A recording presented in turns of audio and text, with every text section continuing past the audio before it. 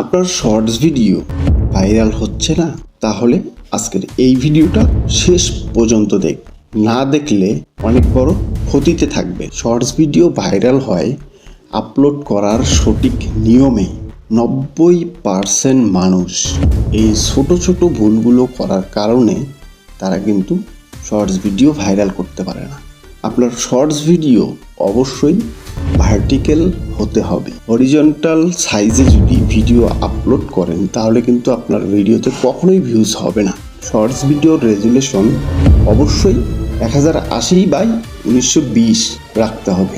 30 fps বা 60 fps এ রাখতে হবে। ভুল করলেও চলবে না। হরিজন্টাল ভিডিও কখনোই শর্টস হয় না।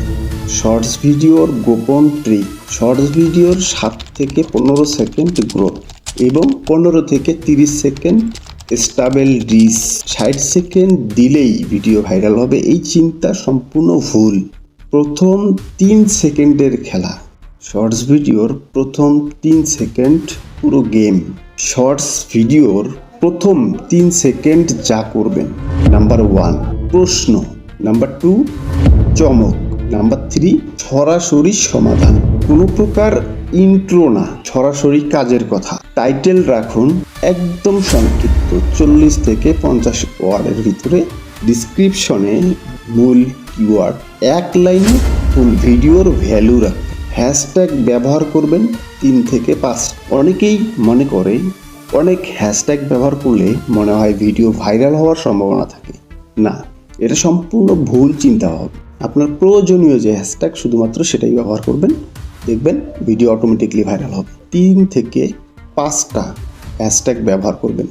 উদাহরণস্বরূপ shorts, viral shorts, YouTube shorts এবং shorts video. Shorts video upload করার সঠিক টাইম, আপনি যদি নিয়মিত শর্টস ভিডিও আপলোড করেন তাহলে নির্দিষ্ট একটা টাইম সিলেক্ট করে সেই টাইম অনুযায়ী শর্টস ভিডিও আপলোড করবেন, তাহলে দেখবেন দ্রুত ভিডিও ভাইরাল হওয়ার সম্ভাবনা অনেক বেশি থাকে। কারণ আপনার অডিয়েন্সগুলো জানবে যে আপনি নির্দিষ্ট একটা টাইমে ভিডিও আপলোড করতেছেন।